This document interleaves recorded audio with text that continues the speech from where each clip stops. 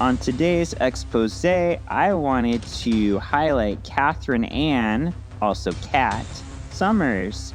So she first appeared in X-Men 108 in September 1977, and she also died in X-Men 108 September 1977. So she was created by Chris Claremont and John Byrne. As much as I love both of you, I'm going to give you both a big fuck you, Chris and John, for this character. What a tragic character, Kevin. I know. So we don't even find out what happens to her all the way until like way later. I know, yeah, it was retconned like way later. So Catherine and Christopher at first died in the plane crash, which Catherine pushed Scott and Alex from the plane with a single parachute, and the plane crashed and the parents died. Then later we found out that they were actually attacked and abducted by the Shi'ar, and that Catherine didn't survive, but Christopher did, and of course he becomes Corsair, who we met in X-Men, the animated series. Then later we found out that Catherine actually survived as well, but she was taken to Deken to be part of his harem.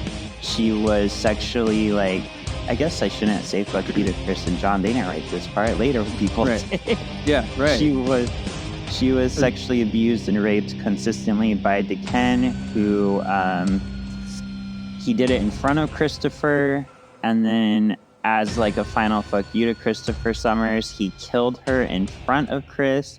But then they both found out that she had an unborn baby, so he ripped the baby from her stomach, put the baby in an incubator, and then... Crazy evil. Yeah. And then we find out even later that, like, there were other babies, we don't even know how many, who were made from genetic means, like Adam X Extreme. Yeah. Not so... Oh, comic books. Oh, comic books. Yeah, this is what happens when a comic goes for 60 years. We get these kind of stories. Yeah. Welcome to Bayville, my new home. It's time you remember why they call me Storm. Look at me, I look fat. Do I look that bad to you? Easy, you fuzzy elf. Everything is going to be just fine.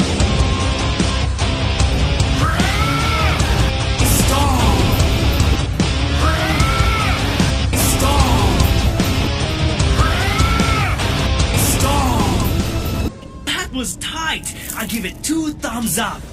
Welcome to this week's Solving for X. My name is Shawn. I'm the ultimate excavationist. And I'm something of an extend myself, Kevin. Oh!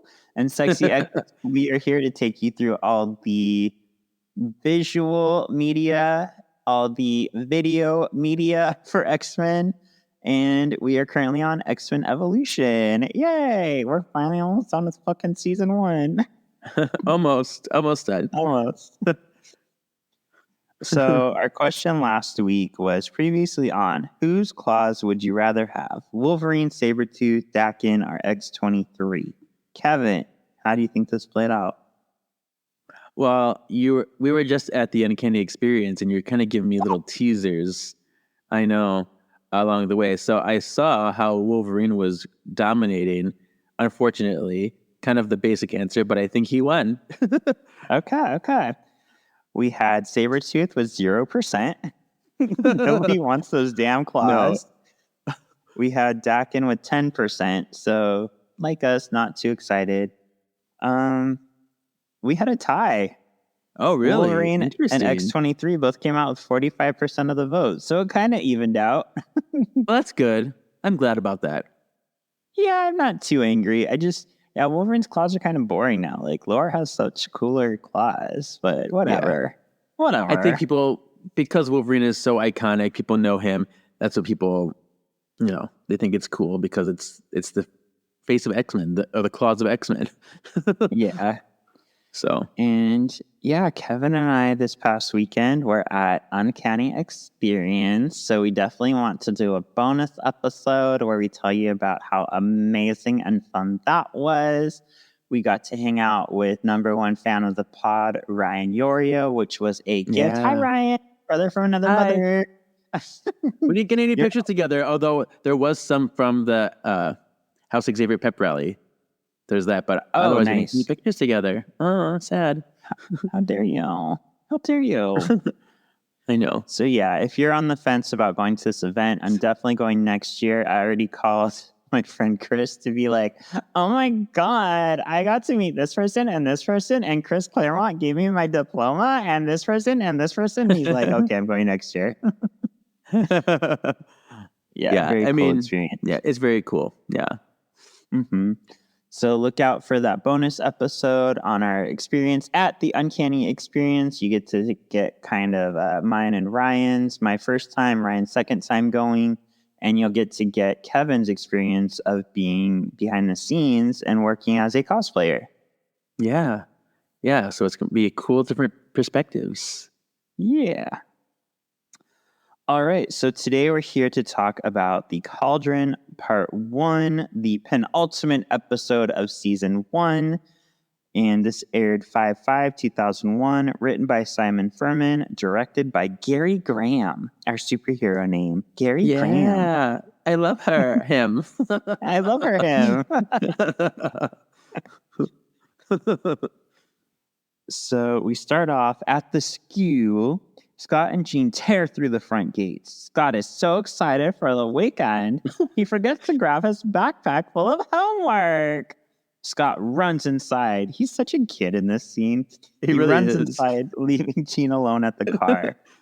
She hears something move in the tree above. Jean sees a figure dodging about, lurking in the bushes. Literally. Yeah. She uses her power to reveal it's Toad. He attacks her with a stick. Jean uses her power and gets the upper hand. Toad attacks Jean once more. She telepathically throws him in a well. Just then, a metal orb appears. A silver sphere tentacle porn metal orb, if you will, Kevin. This is I wonder Kevin's where that name came today. from. Yeah. Yeah. It opens and nabs Jean. Toad gets out of the well just in time to see the orb fly off with Jean. I have a complaint. Uh-huh. Jean should have been able to sense that it's Toad. Maybe she didn't want to, invade someone's mind. She's like, I'm gonna be taking the high road because that's how she is. Jean's very moral. She's like, I'm not gonna try to perceive. Although that was her own safety, so she would have been able to. I don't know. Yeah. I mean, I don't hate this scene. I just would have rewritten it that, like, he jumped out and attacked her right away rather than, like, scrimmaging around in the bushes. yeah, so that way you don't have to think about that. Like, he got her by surprise. I think it was supposed to build suspense, but yeah, it was a little goofy. And seriously, Toad, do you really think you're going to go against Jean with a stick? Right. Come on now. I'm going to show the people that they should choose me. With a stick. Meanwhile, Alex is out surfing. His friends watch from afar, but then decide to lead him to his surfing. I don't know if it was just me. It probably was just me. But when they walked away, it looked like they held hands for a second. It was just you. Like, they're walking very close to each other, and it was a far off shot. I'm like, okay, something fun. Hey, Alex, we're gonna go walk off and fuck. See you later. As Alex lays on his board, something attacks from below. It's a shark. Oh no, Shawn, it's a shark. Your greatest fear in life. We just saw at the aquarium. It knocks him off his board and goes in for the kill. Alex manifests his power and blasts the shark, scaring it away.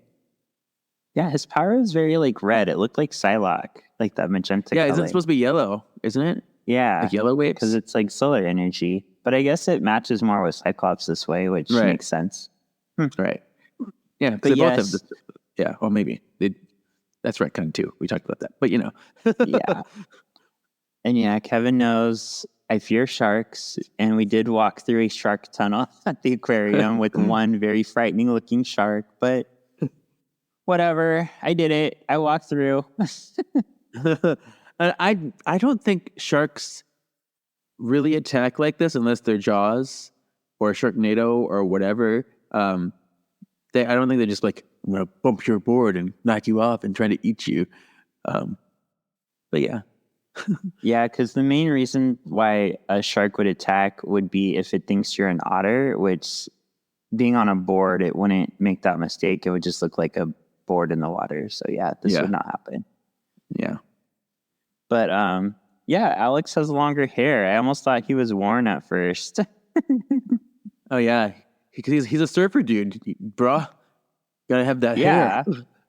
It's a little different for him. He's never really been the surfer type from what I remember. I could be wrong. No. Yeah, I don't know. You're right. I don't think so either. But this is evolution's interpretations from growing up in Hawaii. Because that's a new development for him too. He didn't grow up in Hawaii, did he? He did not, from what I remember. Yeah, I was trying to think today, and I forgot. I was going to try to look it up, but I forget how it all played out. I don't think Scott ever thought Alex was dead in the comics because they landed together, if I remember right. And I think the only reason separated why they got in the system, right? Yeah. So they always knew about each other. They just kind of lost track for a little while. But in this one, they got separated, and Alex was left for dead. Yeah. And actually, I don't mind so much that he's a surfer in this context because it does differentiate his character and give him a different story from our other mutants. So I don't hate it. No, I don't either. Meanwhile, back at Cerebro, Logan walks into Cerebro to find Xavier studying Alex Masters, aka Alex Summers, Scott's brother. So basically, because his power manifested, then Charles could start sensing him. So yeah, makes sense. Mm-hmm. Logan is surprised to hear Alex also survived the plane crash. Xavier asks Logan to go with him to investigate Alex. He asks Logan to keep it on the DL. Mm-hmm.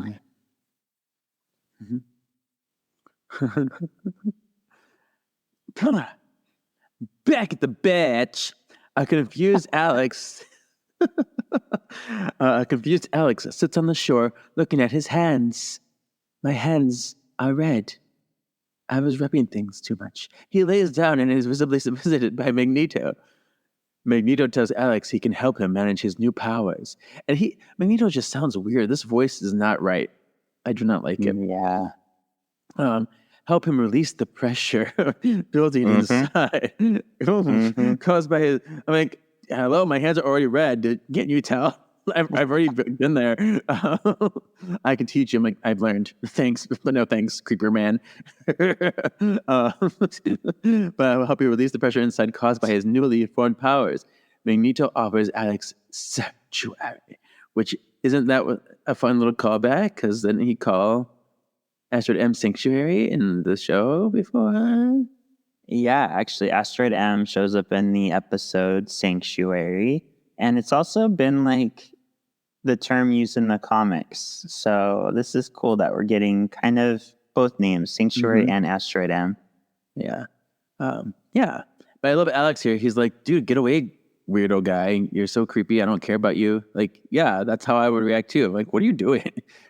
Well, your head in the shadows looking like lipstick into the cape. The words that he was using were so sexually charged too. Like, I know you feel a pressure building inside you. It's like, those were the words we went with. Right. I've been there too. Yeah, I feel it bursting right now. Back at the manor, Logan preps the jet. He watches as Xavier tells Scott that Alex is alive. Scott is angry with himself for trusting that Alex was dead and not looking for him. Xavier reveals that Alex is living in Hawaii with foster parents. Scott jumps on the jet, and Logan, Xavier, and Scott take off. The rest of the team is upset they didn't get to go to Hawaii. The students all seem to already know Alex is Scott's brother. They also haven't noticed Jean is missing. Kurt urges them all to go on a road trip to a beach since they can't have Hawaii. So I was I was very confused by this. Like, so Professor X literally just told Logan, like, don't tell anyone. And then all the students know before Scott, apparently. They're all getting dressed to go to Hawaii. Like, what? I'm like, okay. Yeah. So, like, did they tell everybody before Scott? Or, like, are we supposed to assume that the students overheard it? I don't know. This was Right. a weird scene to me. It was super weird. And then the fact, like, I love Scott. He's like, what? My brother's alive? I need to go. Why wasn't I there looking for him this whole time? Which I thought was super sweet because he really cares about his family. But then I'm like, but why aren't you looking for Jean? He's like, no one cares. I mean, I'll give it to them. Like, they're living in a big house, a big mansion. So, like, I would probably assume either Jean's in her room or she went out and didn't tell anybody because she hasn't been gone that long yet. But yeah, I don't know. It would be weird to me that, like, I left her at the car and then she's gone. Yeah. So in the beginning, they were coming back to the mansion. That's what happened. Yeah. Because in my mind, I thought they were like going out somewhere else and going on an adventure in the park or something. And then they just went to the mansion back without Jean. But if they were going there already, then it makes more sense. Like maybe she just got out of the car, went to her room. Yeah. The way I read it is I figured they were coming home from school.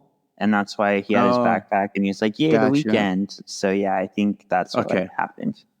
Then I'm not mad as much because it seems like they just got home. She's probably in her room. Yeah, they wouldn't question it. Okay, yeah, I'm not mad anymore. You're welcome.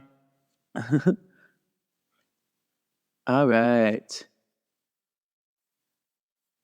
The garage opens and the kids roll out in the most tank-looking, conspicuous-looking truck ever. It's like black and like Ninja Turtles. Like, yeah. All right. Rogue runs out to join them and almost trips on a cat. Stupid cat! I hate cats. Like a cat with a room full of rocket chairs. The kids roll out and the cat turns into Mystique and reports in that the kids are on the move. Oh no! Oh no! The Blackbird lands in Hawaii where Xavier first sensed Alex and his burgeoning powers. Scott finds Alex's surfboard. Logan and Alex look around on the bitch. There's footprints that just suddenly end. Logan smells Magneto and drops the name to Scott. From the jet, Xavier senses Magneto is still there. Magneto takes control of the jet and flies. Xavier, not caviar, Xavier. Or as you like to call it, Xavier, right? That's how you pronounce the name, Xavier. And Logan away, leaving Scott alone. Alex reveals himself from the cliffs above. Alex and Scott happily embrace and brother about.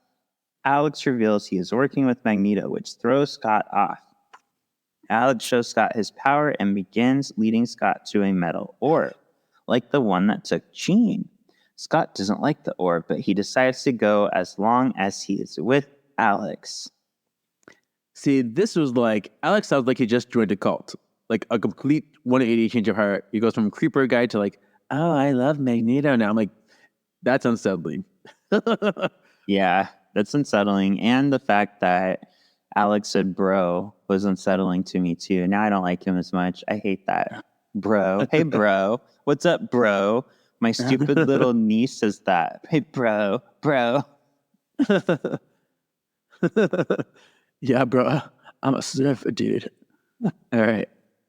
Meanwhile, the Blackbird is zigzagging a bit out of control. Logan does his best to hang on to the wing as Xavier telepathically talks to Nito. Magnus, why are you doing this? Wolverine begins to claw his way into the Blackbird, but Magneto reminds Logan that he has adamantium skeleton, which is metal, and he is the master of magnetism. Fabian. I know. I do that a lot because I keep wanting to like enter their brain and I'm like, wait, we're talking to this person, and I change it. And he is the master of magnetism. Nito uses Magneto uses Logan's skeleton to throw him into the water, leaving him for dead. Yeah, it's crazy because he like curls his claws into the Blackbird and then he loosens him up and shoots him out like ha ha ha ha. Like, oh, geez, Louise. And the music in this scene is insane. I actually loved it because it was so insane, because it really built like, this is crazy right now. What's going on? Yeah, right. Back at the manor, Storm makes her way through the front door. She finds the mansion empty except for a cat. The cat follows her through the school, eventually revealing herself to be Mystique. Mystique tries for a sneak attack. Storm predicts the attack and shows Mystique what happens when a Mystique is struck by lightning. Spoiler alert, it's the same thing that happens to everything else. Yeah. And she's like, I should not have to, fight, prove myself. Why I should just be taken up there. So we all know that they're all privy to something. Mm-hmm. Kitty, Rogue, Spike, and Nightcrawler continue their drive in the tank from hell. Nightcrawler takes his eyes off the road to turn off his image inducer, and just then, the ground in front of the tank crumbles. It's like, weird, like, rock mountains start coming through it. It's like, Ah! A car comes up from behind the team and attacks them. It's Lance Alvarez. And Kitty's like, it's Lance Alvarez. Yeah, I love that. It's like you couldn't just say Lance, but she's like, oh, it's Lance Alvarez and the other kids. Quicksilver and Toad. Nightcrawler puts the pedal to the metal, but they suddenly find Blob in their way. They crash into him and are halted. Yeah, they do. I love, though, Kitty is wearing like glasses in this car scene, and she looked like, what's her face? Jeanette from the Chipettes. Oh, that's funny. With her purple shirt, and then, it was super funny to me. Aw, Kitty. Yeah. Elsewhere, Logan makes his way onto dry land. He falls onto the beach and smells something. It's Sabretooth. Logan surmises he wasn't goaded to this beach by accident. Sabretooth attacks. He's like, no, you were not. Mm-hmm. Meanwhile, Xavier is still on the out-of-control Blackbird. It begins to pull him towards Asteroid M. Magneto welcomes Charles to Asteroid M as the Blackbird flies in for a landing. Xavier rolls over to join Nito. Magneto reveals that he has set a tournament into motion. Whoever wins each of the battles will be offered a place on Asteroid M, which is kind of douchey because in the other media, he's just welcoming all mutants. Here it's just like only the strongest and coolest will come on to my thing, whether they want to or not. Yeah. We see a shot of Logan fighting Saves, Storm and Mystique, and the small band of X-Men versus the Brotherhood. The Brotherhood seem to have the upper hand as they bury the X-Team in the sand. Yeah, and I agree with you. This is much more of an Apocalypse MO than it is Magneto, because Magneto is more about, let's just get all the mutants off Earth. Apocalypse is more about, let the strong survive. So we're getting kind of a Mr. Sinister / Apocalypse Magneto. Right. Yeah, and it's weird. Like, I guess I'll have to see the second part, but this is a weird plan to me because it's going to be so few mutants. It's going to be like Magneto and like 10 other people on this janky-looking asteroid. It's like, this is the Big Brother house now. Whatever. Yeah. Look at what we did to you. We made you watch Big Brother, and now you're referencing it. I know. So I do have a problem here. Can you guess what that is? It has to do with Xavier and Nito. Well, like, wasn't Xavier like reading his mind? Mm-hmm. And like, he's like, oh my gosh, why are you doing this? But he was wearing the janky ass helmet. Dude, Magneto looks super weird in this too. Like, his face looked really long and weird. I don't know. But yeah, he's wearing his helmet the whole time. Yeah, so the whole point of the helmet is to keep Xavier out. So I wish there was a scene where it showed like okay, I'm talking to Xavier, so my helmet's off, but now that he's here, I'm going to put it back on or something. I don't know, but yeah, it defeats the purpose of the helmet. Was that always canon that the helmet blocked it, or was that something that happened later? It's always been canon. Okay. That's why he wore it all the way in the beginning. I guess I could say head canon if Magneto is reaching out to let Xavier read a part of his mind. Maybe that's why it's coming through. Maybe The helmet just keeps it so that Xavier can't take control over his mind, but I don't know. It feels like it's always been like that's the point of Juggernaut and Magneto's helmets is they're there to keep the others out. Although we didn't make a point of this, but this is the first time we see Magneto's face. True, it is. So, yeah, it was a shock to see the way Magneto looks. Like I got used to his outfit. Like it's different, but it's kind of cool. But yeah, the helmet and his face, I don't know if I can. They don't go together. It's super weird looking. Yeah, I don't like it. It is. Something with the proportions is off. Yeah. All right. Who's it? Me. Okay. On the bitch, the Brotherhood watched the sand to make sure the X-Team doesn't find their way out. Nightcrawler ports in with Rogue as Kitty phases her and Evan free. The fighting continues. After phasing through the blob, Kitty faints.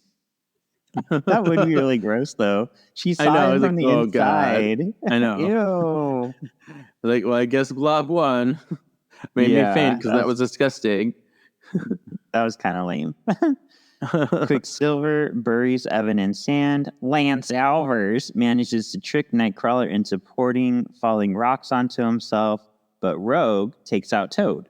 The Brotherhood show her an orb coming for each of them as a reward. Yeah, Quicksilver has his orgasm face again. He's doing his powers. It's his constant orgasm face. Yeah. What did I say? Quicksilver. Oh, see. Lance Alvers, Avalanche. Yeah. All right.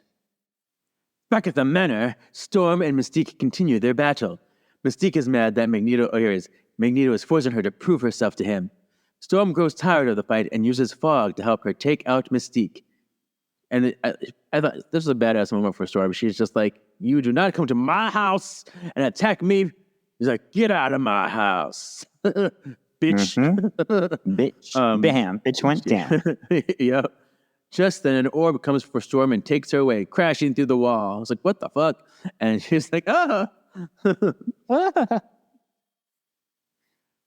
Logan and Sabretooth continue their fight on the beach. Logan demands to know where Nito took Xavier.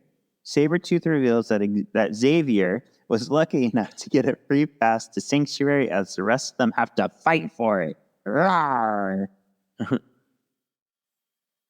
But it's interesting because Magneto told all of his people on his side about this.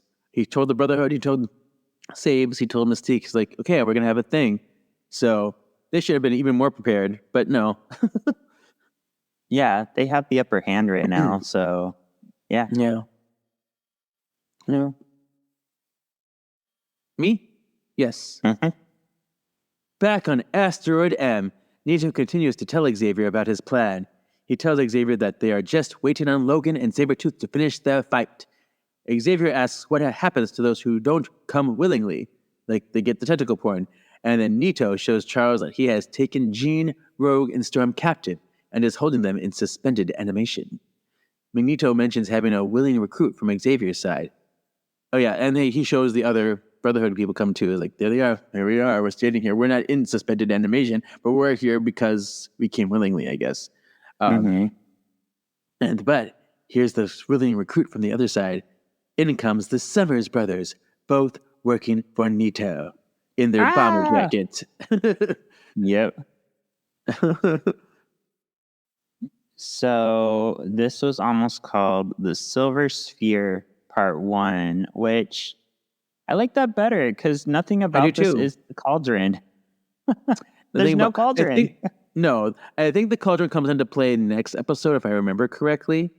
But then they should have called this, I don't know, the Silver Sphere, and then the next one, the Cauldron. I don't know. Okay. But well, at least it comes into play eventually. Yeah. I hope I'm not lying, but if my memory serves me correct, I'll think about it. Because I do feel like I remember that one more. I would have called it like Battle for X or Battle of X or something like that. Yeah. The X Games. Oh, I like that. Yeah. All right. So that brings us to the end of the episode. So tell us your thoughts on the episode. And then is it Britishly bitchin' like Emma? Pretty cool like Iceman. Australian Wolverine, you kind of love it but kind of hate it. Fat and sweaty like Jubilee, or unspeakable like X-Men Origins Deadpool. I mean, this definitely feels like the beginning of a finale. Like, stakes are high. There's a lot going on. Everywhere you go has a different kind of story, and they're all relevant to what's happening. So I do appreciate that a lot. There is some weirdness happening. I think I like, of the two-parters, I think I like this one better because I don't remember if I like the next one as much. But yeah, I thought this was fun. I like this one a lot. I'm going to give it a pretty cool, like Iceman. Okay. This one was a little weird to me. Like, Yeah. I don't know. It's hard to change my mind from what Magneto is in other media in the comics to what he is here. Yeah. And it's hard to like fathom that this is his plan because it's so different than what he would normally do. And I don't know. I really didn't like the scene where the kids already knew about Alex in Hawaii, because why did we just say don't tell anyone if everybody already knows? So I don't know. I didn't hate this episode, but I didn't love it. So I'm giving it Australian Wolverine. Yeah. It's kind of in the middle for me. I need more information to see if this works for me or not. Okay. Yeah, there is some odd choices. I can agree with you on that. But I guess I'm not as committed to the way they were. Yeah. So I like this one for what it is. I think next one gets weirder. I think next one gets weirder. Like, so, I don't understand. Like, I think they get dipped into like this weird like cauldron like water liquid thing that glows, and then they turn into like Danny Phantom, and you know they get like white hair and have like possessed. I don't know. I don't understand what happens. So it gets really off the rails. But yeah, we'll see. No. Now so I kind of want to watch forward to. I know. Yeah, they start looking like Danny Phantom. That sounds very odd. Well, and even like the fight at the beach was really lame to me. Like, Kitty went through Blob and fainted. Like, Evan got buried in sand. Like, it was all just very like a little too childish. I know this is like a more child-friendly show, but I don't know. It was kind of lame. Yeah, I think it had to be very quick. If this was like Dragon Ball Z, every one of those battles would have been like in a whole episode. Yeah. No, yeah. You know, I get that it's supposed to be quick, but I wish like maybe just do something quick and take them all out somehow. Like they caused the car to crash or something and just they're passed out. I don't know. Yeah. I mean, I guess they could have left it at the sand part, but then they would have been like dead. Yeah, true.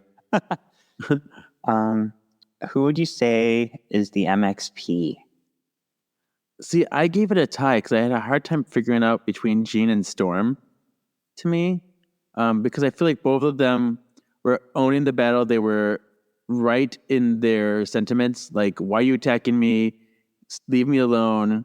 You know, this is not cool. And then they get taken because they're so powerful and strong. And I think they were, standing their ground, and I liked what they did. It would have been Scott. Well, I'll talk about that later. Yeah, so just as a tie between Jean and Storm for me. Okay. I gave it to Rogue because not only did she win her fight, but she was ready to take out the rest of the Brotherhood by herself. The only thing that stopped her was the orb. Silver Sphere tentacle porn. That's true. That's true. You're right. I know. I hear that all the time, especially from Alan, which I never hear. What would you say is the X Factor? Yeah, this is where I decided to give it to Cyclops because he didn't make MXP for me because of the way that he just forgot about Jean. But then again, now I rationalize why he didn't, so I'm not as bad about that. But I think Scott's concern for his brother is an X Factor because it's very consistent that he cares about his family. He will stop everything for those he considers family. And, he even goes against his instincts about this, where he's like, this doesn't feel right. I know this is wrong, but I'm going to go do this because I just found you. I want to stay with you and keep you safe. So that's a really nice thing for Cyclops. And that's why he's my X Factor. And I think, even though it doesn't show a lot of it, my X Factor is Alex. Because this is a very Alex storyline. Like, Alex is always getting into trouble. Scott's always having to go help him. Alex has, been evil, I think, kind of twice now in a way, because he was turned evil in Axis, and he kind of remained evil. And then he kind of went a little dark again recently with Madeline Pryor. There's this whole weird story where he, died, and Madeline brought him back to life through demon body parts, and she's keeping him as her pet, kind of, in a way. And it turned out she could have healed him all along, but she liked him depending on her. So Alex always gets himself into shit situations, and he's always kind of a tragic character, which is kind of why growing up I started to not like him as much. I used to love Havoc. He's one of my favorites. Then I kind of saw the whiny bitch boy that he is, and I think they're setting that up well in this episode. Yeah, okay. For this week's Previously On, I want to know, who would you want to battle from the Brotherhood? Avalanche, Toad, Blob, or Quicksilver? I am choosing Quicksilver. I think he's, I mean, not because, I want him because I like him the best. I think he'd be the most interesting fight. I don't want to go against the other ones because they bother. I don't like looking at them. Quicksilver, at least, even if I lose, I'm like, you're pretty. You're fine. You're cool. I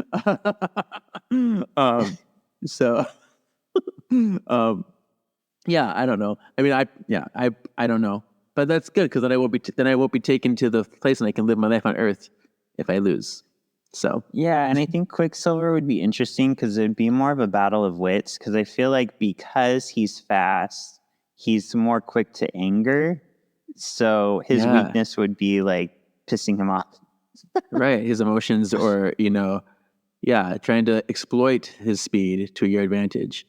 So yeah, but I went with Toad just because I think he'd be the easiest to defeat. Yeah. I mean, I guess my second choice would be Blob because I think he'd be similar to Quicksilver, where you would just need to outthink him. Mm-hmm. But I feel like Lance would probably be the hardest to fight because he doesn't have as strong of a weakness, and he can drop rocks on you. Right. Yeah.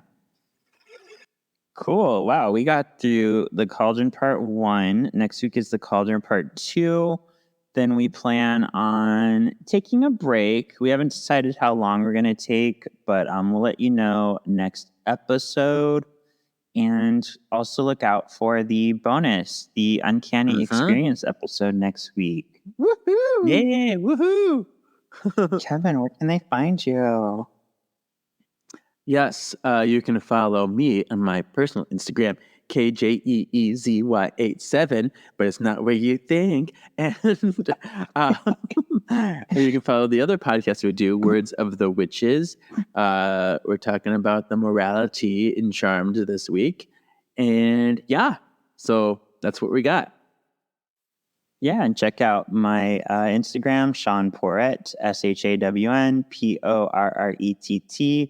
You can find my recent ennui costume with my friends at Oogie Boogie, and you can find my Uncanny Experience videos and photos, which it was a hell of a good time.